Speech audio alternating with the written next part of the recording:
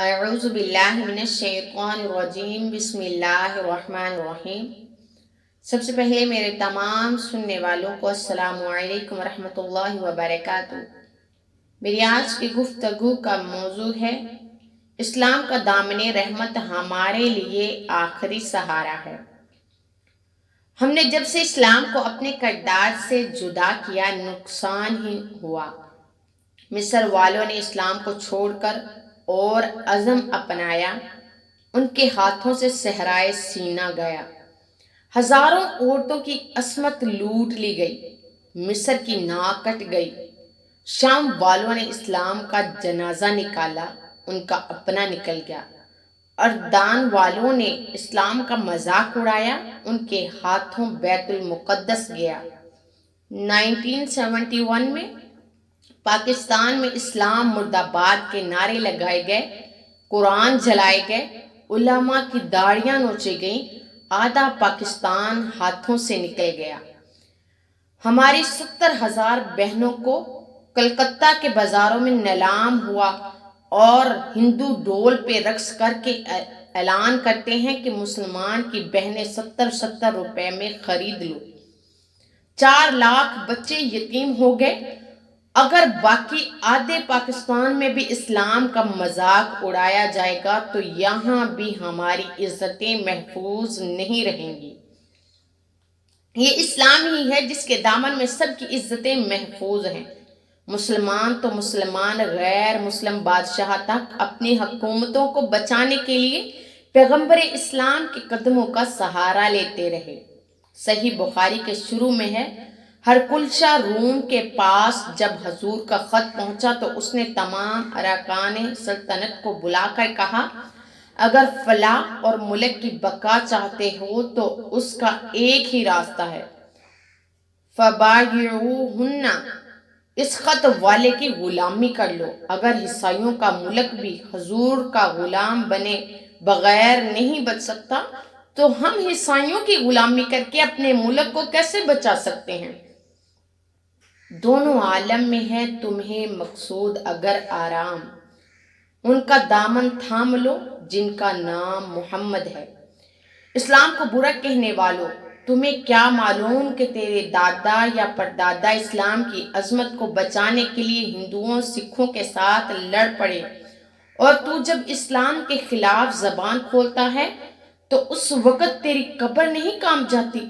جو حکمران آتا ہے تو اس کے چاہنے والے شور مچا دیتے ہیں کہ اسلام آ گیا، اسلام آ گیا، اسلام آ گیا، تو سیانما اور ہیرا منڈیاں یوں آباد اور مدرسے اور مسجدوں یوں برباد نہ ہوں۔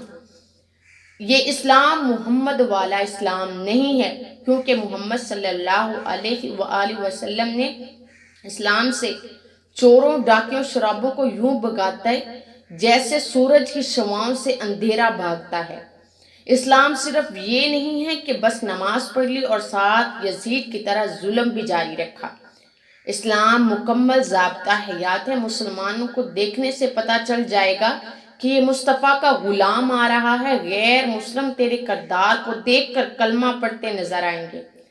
جو حکمران اپنے چہرے پر سنت رسول کی حفاظت نہیں کر سکتا، وہ پورے اسلام کا بھی کبھی تحفظ نہیں کر سکتا اور کبھی پورے ملک کی بھی حفاظت نہیں کر سکتا۔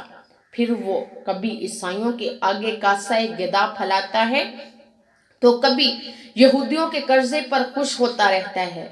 کیا مغربی شاعر نے کیا خوب کہا ہے کہ دل کا غنی ہو جا اور تھوڑے پر قناعت کر، مر جانا گوارا کر لے مگر کسی کمینے کے سامنے ہاتھ نہ پھیلا۔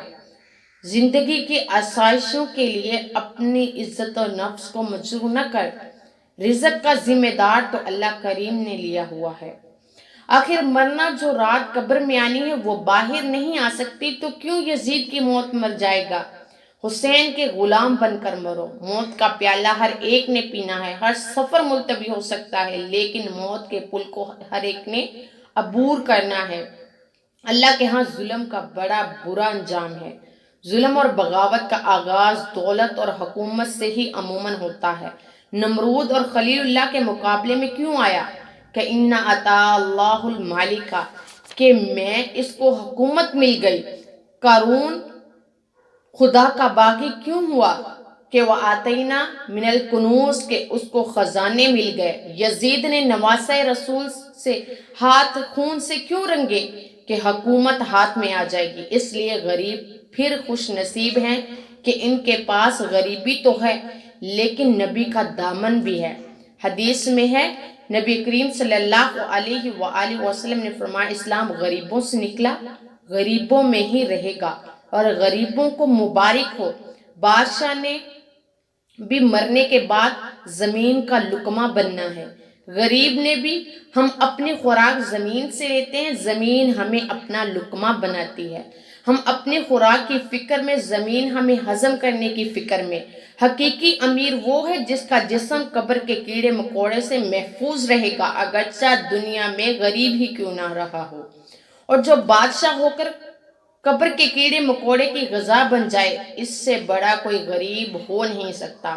حدیث میں ہے ایک مرتبہ حضور نبی کریم صلی اللہ علیہ وآلہ وسلم نے اپنے صحابہ سے پوچھا مفلس کون ہے؟ عرض کیا ہم میں تو مفلس اس کو کہتے ہیں جس کے پاس نہ درم ہو نہ دینار ہو۔ فرمایا نہیں، بلکہ قیامت کے دن اللہ کے پاس نیک اعمال کے انبار لے کر جانے والا جب دنیا میں دوسروں پر ظلم کرتا رہا ہوگا تو اس کی نیک اعمال مظلوموں میں بانٹ دیے جائیں گے، اور جب نیک اعمال نہ رہیں گے تو پھر جس کی دنیا میں حقوق مارے تھے وہ اللہ کی بارگاہ میں درخواست گزار ہوگا یا اللہ ہمارے حق بھی ملنے چاہیے، تو اللہ فرمائے گا حقداروں کے گناہ ان کے نامہ اعمال میں ڈالتے جاؤ، تو نیکیوں کے انبار لے کر آنے والا اب گناہوں کے پہاڑ میں دب گیا ہے اور کوئی پرسان حال نہیں ہے۔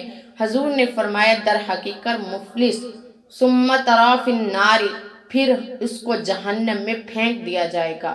مشکوٰۃ شریف صفحہ نمبر 4305۔ وآخر دعوانا ان الحمد للہ رب العالمین۔